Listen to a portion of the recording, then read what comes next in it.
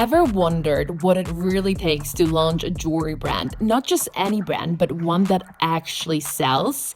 Meet Nathalie. Things have been going great, but to get there, it's been tough and there's always a new problem. From humble beginnings to selling out just 2 months after launch. The visual branding in the jewelry industry is so important today. You can have the most amazing product, but if you don't have the correct visual branding to market it, it will be tough to sell. This is the story of Margaret Mae. We go 0 to 100 real quick.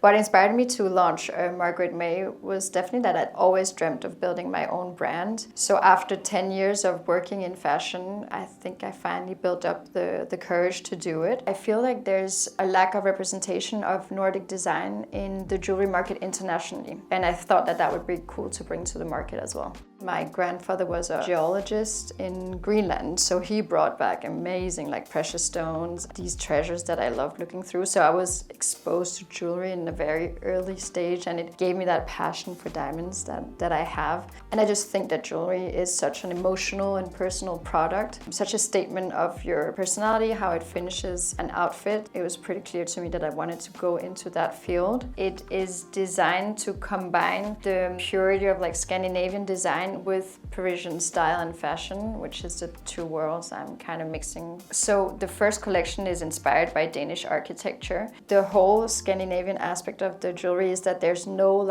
over exaggerating embellishments. It's very pure. There's also always some kind of asymmetry and genderless. And then the second aspect of differentiation is really the high level of quality of the jewelry. It's made in an atelier that works for Place Vendôme, but at an affordable pricing. It was really important for me to make a product that is not seen as a lifetime investment, but that you can actually get for yourself as a gift. How do I make this possible with high luxury products is that I decided to work with different metals. So I'm working obviously with gold, but I also work with silver. So to every product you have the same style that exists in a gold version and a silver version. And obviously your silver version is going to be much more affordable. It's definitely jewelry for people that like simple beauty.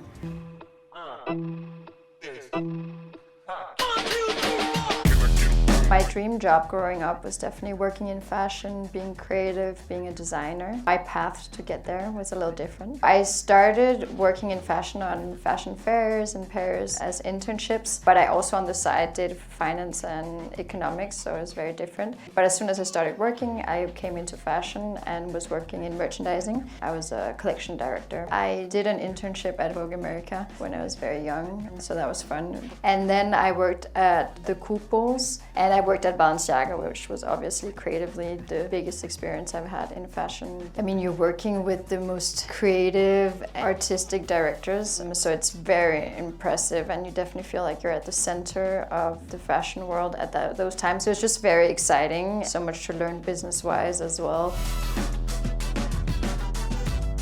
I definitely think there are so many challenges when you start your own brand. One of the big ones for me was definitely now being able to manage everything on my own. I'm legal, I do accounting, I do all the creative, which is definitely the fun part, and I don't really like the other part. But you do pricing, marketing, you do so much on your own because you're also not wanting to spend huge budgets on people doing it for you. So that's definitely challenging because you have to change your mentality all the time. Yeah, that's hard to balance compared to when I was working for a company and I had a very specific job. The visual branding in the jewelry industry is so important today. You can have the most amazing product, but if you don't have the correct visual branding to market it, it will be tough to sell. I also chose a pure play business model.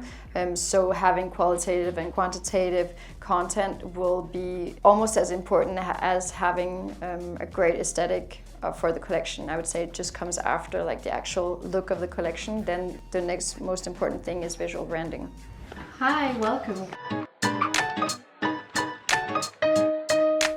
This is where I work, more of the business kind of stuff that I do. The things have been really exciting since we launched 2 months ago now. We had a great launch party. It was the first time that I was showing the collection officially and opening the website up. A little later than what we initially anticipated, but we had such a great reaction to the collection, which is very relieving for me because obviously when you draw at home, it's just you thinking it looks cool, and friends and family are obviously very biased when they say that they also like it. So it was great getting those first sales, and it's been actually going better than what I initially expected also in terms of sales.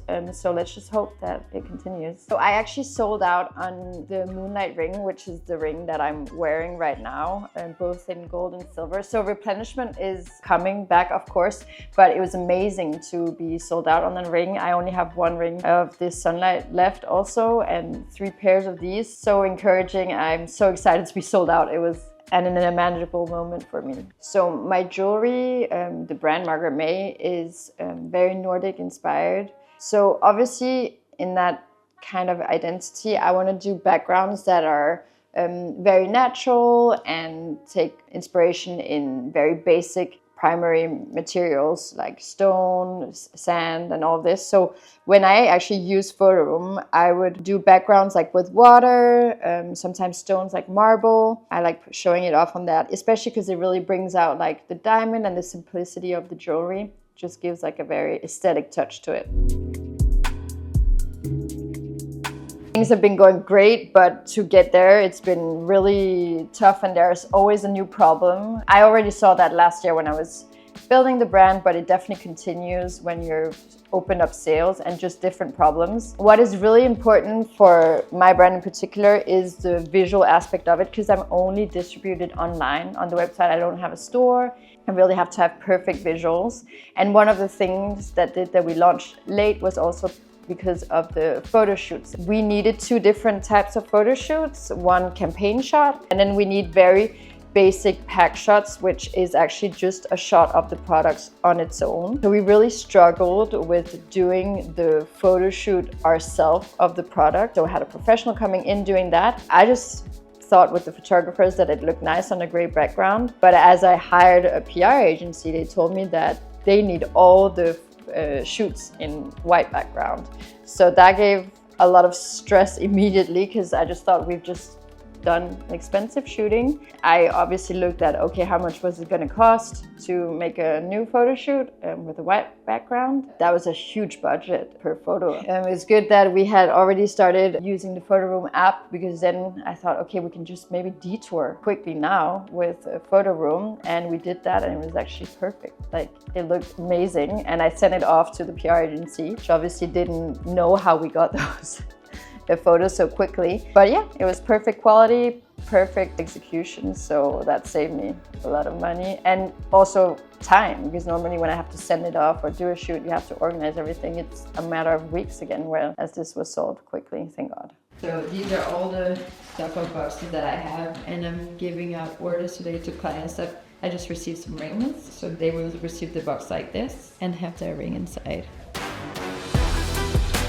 Working 10 years in fashion definitely helped with having the right people. So that makes me also more confident for the brand launching in the right way and us hopefully being successful. In 5 years, on another side, I would also love to be in the US. That's definitely one of our big goals. Some of my investors are in the US, and I just feel like it's a really good market fit. They have a very deep understanding of lab-grown diamonds too, so that would definitely be incredible to be there. If I could talk to myself like a year ago when I started working on the brand, I would definitely tell myself to not lose confidence when challenges come up and like big problems come up, because I definitely did that for a while. Every time there's a problem, I would really lose confidence. From what I've learned in a year, that's part of being an entrepreneur, is that you're honestly gonna have problems every day. The part of the process is finding solutions, and there's no need to stress about it because there's always gonna be problems. That's just how the journey is.